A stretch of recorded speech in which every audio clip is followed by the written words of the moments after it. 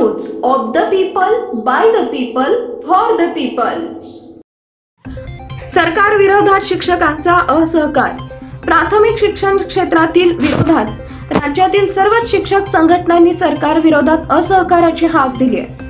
ठाणे जिल्ह्यातील जिल्हा परिषद शिक्षक बुधवारी सामूहिक रजा घेऊन जिल्हाधिकारी कार्यालयावर मोर्चा काढणार आहेत। त्यामुळे या दिवशी जिल्ह्यातील जिल्हा परिषद शाळा बंद राहणार आहेत।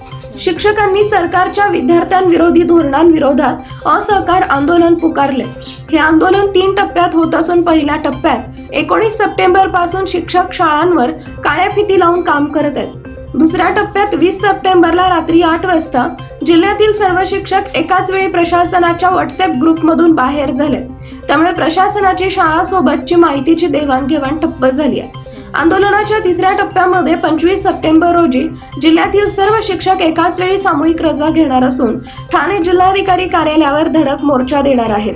15 मार्चचा शिक्षक संच मान्यता आणि 5 सप्टेंबरच्या कंत्राटी शिक्षक भरतीचा शासन निर्णयामुळे 20 पटांच्या शाळेमध्ये एक कायम तर एक कंत्राटी शिक्षक नेमला जाणार आहे। आधार कार्डवर संच मान्यता होत असल्याने दुर्गम भागात विद्यार्थी अधिक, परंतु आधार नोंदणी नसल्याने अनेक शिक्षकांची पदं कमी होणार।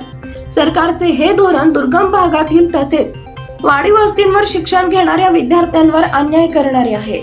या निर्णयाविरोधात विद्यार्थी, शिक्षक, पालकांमध्ये असंतोष आहे। नवीन धोरणानुसार 20 किंवा त्यापेक्षा कमी पट असलेल्या शाळांवर केवळ एकच शिक्षक कायम दिला जाणार असून त्याबाबत सेवानिवृत्त शिक्षकांची कंत्राटी पद्धतीने नेमणूक केली जाणार आहे। यामुळे शाळांचा दर्जा घसरून त्या बंद पडण्याची भीती वाटते। या निर्णयाला संघटनेचा विरोध आहे।